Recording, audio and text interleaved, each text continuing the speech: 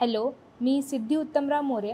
मी नांदेडचीच आहे. I am in IIBN. माझा नीट 2025चा स्कोर 539 आउट ऑफ 720 येत आहे. माझे आईवडील शिक्षक आहेत दोघेही. मी डॉक्टर होण्याचं स्वप्न पाहिलं आहे आणि ते आता या रिझल्टवरून तरी पूर्ण होताना मला दिसत आहे. To describe about 4 May 2025 my NEET day. It was a bit difficult at the end of that day to accept that score. मी सकाळी छान पद्धतीने उठले होते. पॉझिटिव्ह माइंड सेटअप होतं की आज आपल्याला छान नीटचा स्कोर अबव 650 तरी आणायचाच आहे. एक्झाम सेंटरला टाईमला पोहोचले होते. सगळे चेकिंग वगैरे झाल्यावर मी 135 अप्रॉक्स माझ्या सेंटरला गेले. त्यानंतर 2 वाजता पेपर भेटला आम्हाला. 2 पासून 3:10 इतका वेळ मला बायो सॉल्व्ह करायला लागला. त्यामध्ये मी असं सॉल्व्ह करायचे की मी होल पेपर 2 अटेम्प्टमध्ये सॉल्व्ह करायचे, जेव्हा आपण IIBचे राऊंड्स असो किंवा काही. तर फर्स्ट अटेम्प्टमध्ये माझे बायोचे 7 to 8 क्वेश्चन्स राहिले होते. मी केमिस्ट्रीकडे आले ॲट 3:10. मग ते झाल्यानंतर मी अप्रॉक्स 55 मिनिट्स म्हणजे 4-5 पर्यंत केमिस्ट्री अटेम्प्ट केलं आणि केमिस्ट्री अटेम्प्ट झाल्यावर तिथेही माझे थोडे क्वेश्चन्स बाकी होते सॉल्व्ह करायचे. सेकंड अटेम्प्टसाठी मी ठेवले होते.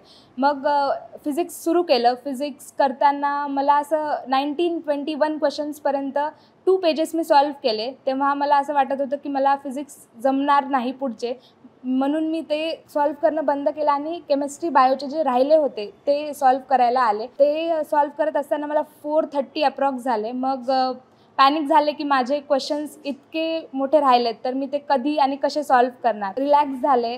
पॅनिक न होता अजून आपण काय काय करू शकतो ह्या गोष्टींकडे गेले आणि 4:30ला परत एकदा फिजिक्स अटेम्प्ट करायला जे 21 पासून पुढचे होते ते सॉल्व्ह करायला घेतले. जितके होईल तितके सॉल्व्ह करायचं होतं. बट माझी अशी चूक झाली की मी सगळेच अटेम्प्ट करून आले एक्झाममध्ये, पेपरमध्ये.